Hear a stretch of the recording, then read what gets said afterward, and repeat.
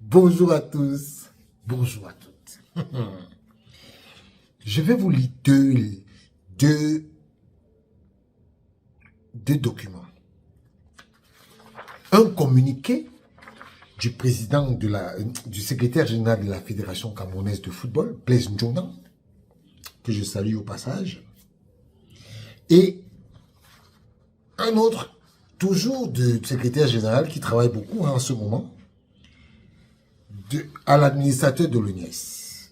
Donc, il y a une lettre et un communiqué. Voilà. La Fédération camerounaise de football, en abrégé FECAFOOT, informe l'opinion publique nationale et internationale des dysfonctionnements survenus au sujet de la conférence de presse de l'entraîneur sélectionneur de l'équipe nationale masculine du Cameroun des Lions Indomptables, programmée ce jour, 30 août 2024 à 10 h au siège de la Fédération. En effet, le samedi 17 août 2024 à 18 h 40, l'entraîneur sélectionneur des Lions Indomptables, M. Marc Brice, après plusieurs relances de la FECAFOOT, a fait tenir par courrier électronique à la Fédération une liste de 26 joueurs convoqués pour les rencontres Cameroun-Namibie et Zimbabwe-Cameroun prévues respectivement les 7 et 10 septembre à Garoua et Kampala. En réaction, le 19 août 2024, la FECAFOOT a invité l'entraîneur sélectionneur à utiliser la liste à actualiser la liste compte tenu des cas de blessures et de manque de club de certains joueurs convoqués. Le 28 août 2024, en début de soirée, M. Marc Brice a transmis à la Fédération sa liste finalisée de 24 joueurs. Ce même jour, conformément aux dispositions habituelles qui imposent aux entraîneurs sélectionneurs la tenue d'une conférence de presse d'annonce de joueurs retenus à l'approche des matchs internationaux, la FECAFOOT l'a invité par correspondance rester sans suite à se conformer aux exigences le vendredi 30 à cette exigence le vendredi 30 août 2024 à 10 h au siège de la Fédération. Ce jour, sans accuser réception de la dite correspondance, ni confirmer de sa présence afin de permettre à la Fédération d'organiser cette conférence, notamment d'informer les partenaires et convier les médias, M. Marc Brice est arrivé à la Fédération à l'imprévu aux environs de 10 h 30 minutes. Après échange et d'un commun accord avec le secrétaire général de la FECAFOOT, un rendez-vous a été pris pour 12 h 30 minutes à l'effet de mettre en place toutes les modalités pratiques pour la bonne réussite de cette conférence de presse. Curieusement, à 11 h 06 minutes, M. Marc Brice va informer par mail le secrétaire général de son indisponibilité pour cause de maladie. À la suite de la déclaration de la FECAFOOT intervenue à 12 h 30 minutes au sujet de ce désagrément, l'entraîneur reviendra étrangement à la Fédération autour de 14 h, la presse invitée s'étant démobilisée, prétextant être guéri pour se proposer de faire une déclaration de 2 minutes. La Fédération camerounaise de football présente ses sincères excuses la Fédération camerounaise présente ses excuses à la presse venue massivement et à l'opinion publique de ces dysfonctionnements. Elle s'engage à procéder à la elle s'engage à procéder dans le strict respect de ses obligations statutaires à la publication de la liste des 24 joueurs transmise par le sélectionneur national. Les gars, moi, le secrétaire général de la fédération a été très poli et je respecte sa politesse. Et je vais vous faire un petit story time. Story time. J'en connais qui aiment les story time. Hein? Les story time, vous aimez ça? Vraiment? Oh là là, vous allez commencer à me payer pour les story time. Hein? Bon, je ne vous demande pas de me payer pour les story time, mais je vais vous donner un story time.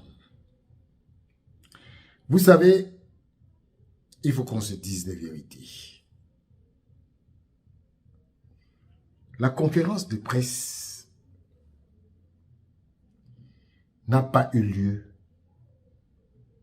parce que Marc Brice, quand il est arrivé à la Fédération camerounaise de football et qu'il avait convenu qu'il devait revenir à 12h30 et qu'il a envoyé sa lettre à 11h06, Marc Brice est parti au ministère des Sports. C'est au ministère des Sports que il a eu pour injonction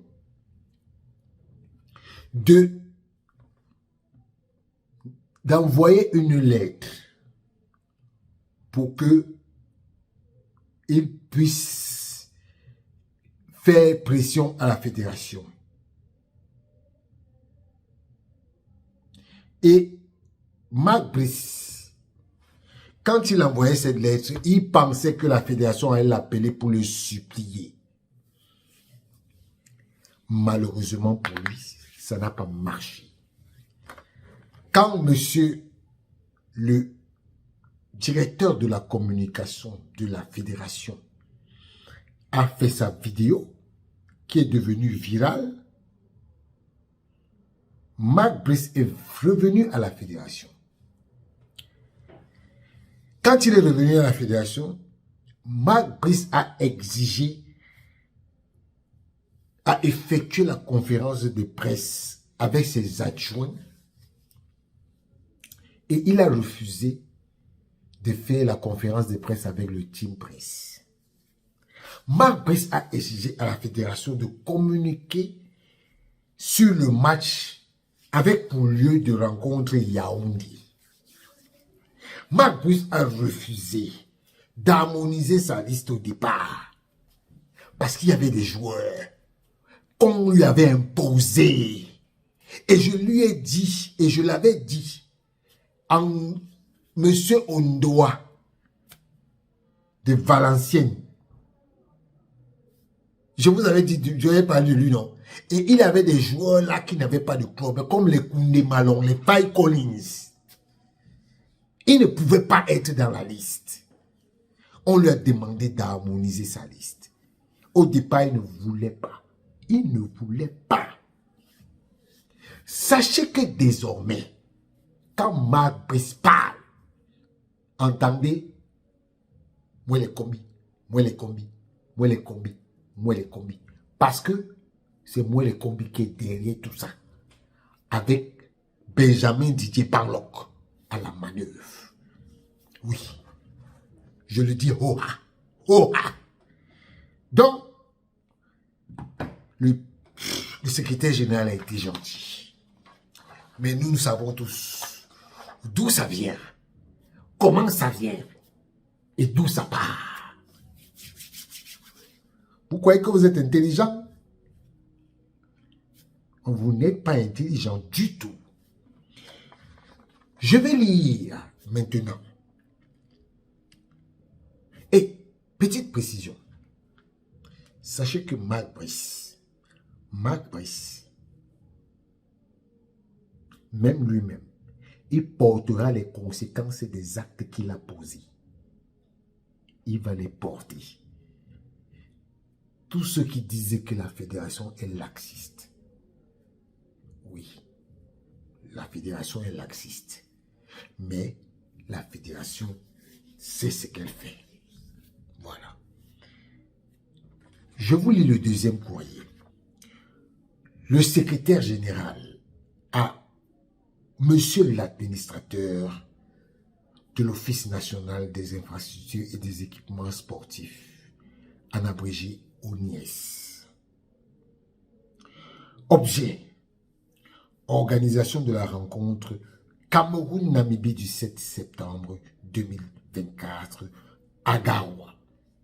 Monsieur l'administrateur, nous accusons réception de votre lettre numéro 0011 93 L par ONIES ayant en objet organisation du match Cameroun contre Namibie du 7 septembre 2024 adressé au secrétaire général de la Fédération camerounaise de football, excusez-moi, dans laquelle vous vous éloignez clairement de l'objet de création de votre organisme, dans laquelle son but à atteindre pour vous ériger en autorité d'appréciation des conditions de programmation des matchs internationaux, en expert des questions de diffusion de matchs et en employé technicien de la Cameroun Radio Television, en abrégé CRTV. Il fait ensuite, nous vous rappelons qu'au cours de la réunion convoquée par le ministre des Sports et de l'Éducation physique le 23 août 2024, à laquelle vous faites allusion, le représentant du président de la FECAFOOT a, contrairement à vos allégations, solennellement annoncé la délocalisation du match Cameroun-Namibie du stade principal de Japoma pour le stade Rumdeadja de Garoua sur décision de la Confédération africaine de football en accord avec la Fédération namibienne de football, matérialisée par la programmation du 10 matchs et la désignation des officiels. Pour tout vous dire, la FECAFOOT n'a jamais donné son accord pour la tenue du match Cameroun-Namibie au stade omnisport de Yaoundé. Par ailleurs, nous réitérons conformément au règlement de la Coupe d'Afrique des Nations, la FECAFOOT n'a ni l'autorité, ni compétence pour délocaliser unilatéralement le lieu d'un match international arrêté par la CAF. Le 26 août 2024, vous avez adressé au président de la fédération une correspondance avec ampliation à la CAF dans laquelle vous recusiez le stade de Rumdeadja de Garoua le 27 août 2024, la CAF en réaction par courriel envoyé par la FECAFOOT, son seul interlocuteur en la matière, a maintenu sa programmation du 10 matchs Cameroun-Namibie sur le 10 stade et a notifié aux parties prenantes. À cet effet, toutes les autres formalités, tant pour les officiers de la CAF, la délégation namibienne, que pour les Lions indomptables et la FECAFOOT, sont dès lors parées. Monsieur l'administrateur, au regard de votre volonté injustifiée de déterminer, au regard de votre volonté injustifiée à déterminer la FECAFOOT a changé le lieu de la rencontre Cameroun-Namibie programmée au stade Rumdeadja de Garoua pour le stade Amadou Ahidjo au mépris de l'accord tripartite FECAFOOT, CAF, Fédération namibienne de football, il apparaît clairement que l'ONIES semble décidé à faire courir au Cameroun le risque de forfait. À ce sujet, il n'est pas superfétatoire de vous rappeler des dispositions de l'article 78 des règlements de la CAN qui dispose que un forfait déclaré à partir de la qualification jusqu'au tirage au sort entraînera, outre la perte du droit d'entrée,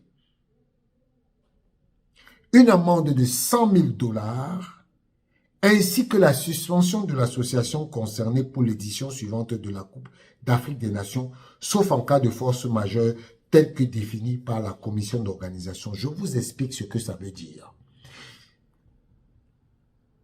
Un forfait déclaré à partir du match de qualification jusqu'au tirage au sort, ça veut dire que le Cameroun, si le Cameroun ne joue pas ce match, il sera forfait pour la deuxième journée, la troisième, la quatrième journée, jusqu'au tirage au sort où le Cameroun ne sera pas inscrit dans la liste, même si,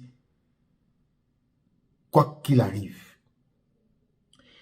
le Cameroun va perdre le droit d'entrée, c'est-à-dire que la possibilité de s'enregistrer pour les prochaines coupes. Une amende de 100 000 $ que le Cameroun va payer, ainsi que la suspension de l'association concernée pour l'édition suivante de la Coupe d'Afrique des Nations. Ça veut dire quoi? Le Cameroun va gratter la CAN 2025 et la CAN 2027. Sauf en cas de force majeure telle que définie de la commission. C'est-à-dire que le cas de force majeure, ça veut dire que en cas de guerre, en cas de conflit interne qui empêche la tenue d'un match, vous pouvez avoir la possibilité de jouer dans un autre pays. Voilà le cas de force majeure indiqué par la CAF. Donc, ça veut dire que M. Ewane, je continue le communiqué.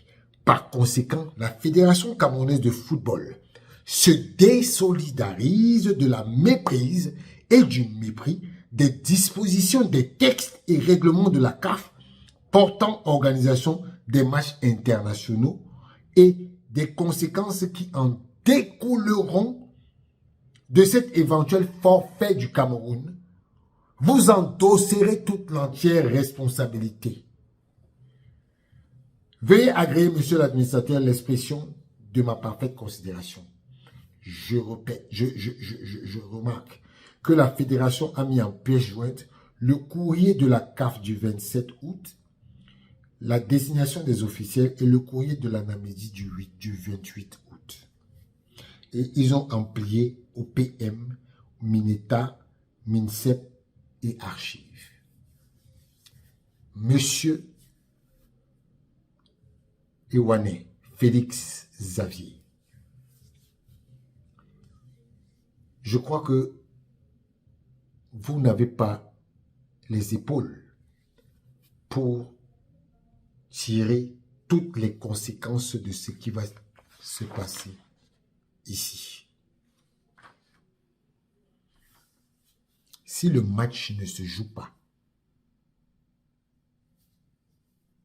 Monsieur Mouele Kombi et vous en payerez les conséquences.